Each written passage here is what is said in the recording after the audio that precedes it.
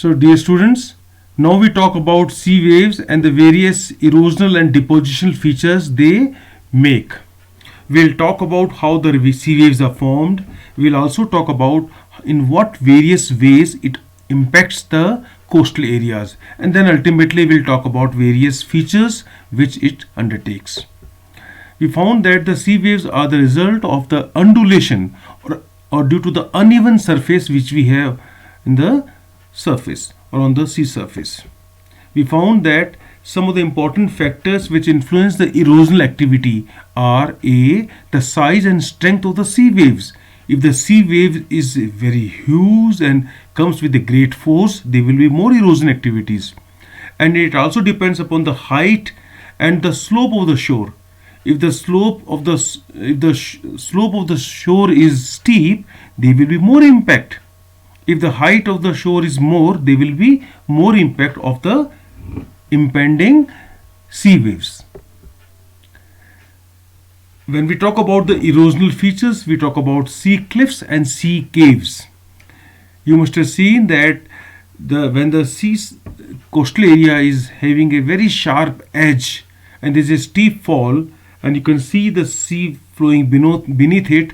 So the top part of this sea facing landform is known as sea cliff.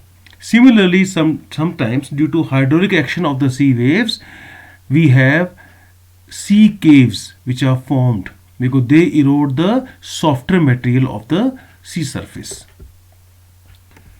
Sea cliff is formed by the action of sea waves where the cracks occur near the shore. This is how the sea, you can see this is how the sea cliff formation takes place. The various stages are there. You can see in the first stage, you can see that the softer material of the sea facing rock starts falling down, and then they start receding backward, and ultimately we find that the sea waves come and form a platform, the platform of the deposited material. We call it as the wave cut platform. So the steep edges of the sea seashore are known as, the top part is known as sea cliff. Sea caves are formed due to erosive action of sea waves. The seaside are carved out of a hole, and when the water goes inside these holes, it enlarges them and deepens them, and ultimately they form the caves. This picture clearly tells us about the sea caves. You can see that the sea water is rushing inside the cave. Arches are formed again due to erosional activities. When sometimes the wall of the sea caves fall, the roof of the sea caves fall, and you find that individual arches are formed inside the sea through which the water passes through, especially when the water is horizontal to the seashore.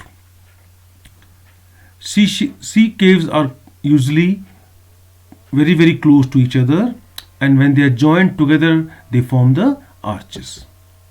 This is the picture which clearly tells you about the ways the arches are formed. Initially you have sea caves, and then the sea caves enlarges and forms arches so water can pass through them.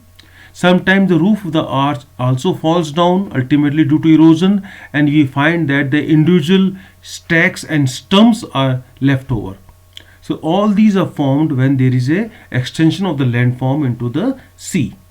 So this picture clearly tells us what is the difference between a cave, an arch, and a stack.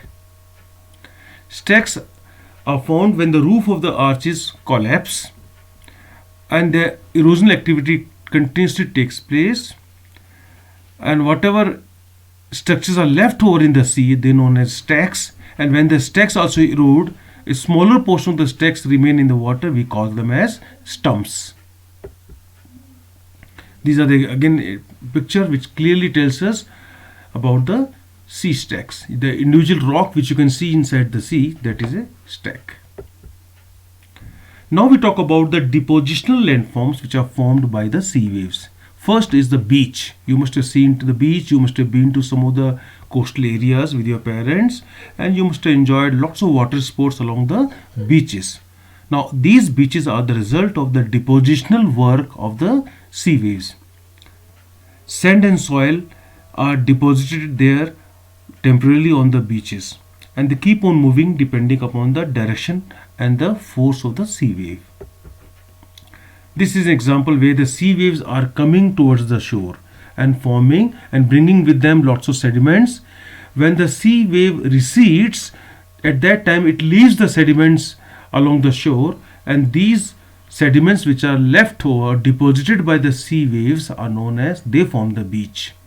When the sea water rushes towards the shore, we call it swash, SWASH, swash, and when the sea waves recedes, we call them as backwash.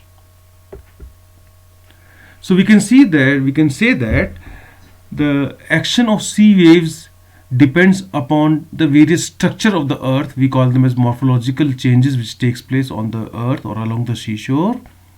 And we can also say that sea waves may form both erosional as well as depositional features on the coastal areas. So I think now the topic is clear to you. Please revise these topics once again and then ultimately undertake the textbook questions which are there at the back of the chapter. Thank you so much.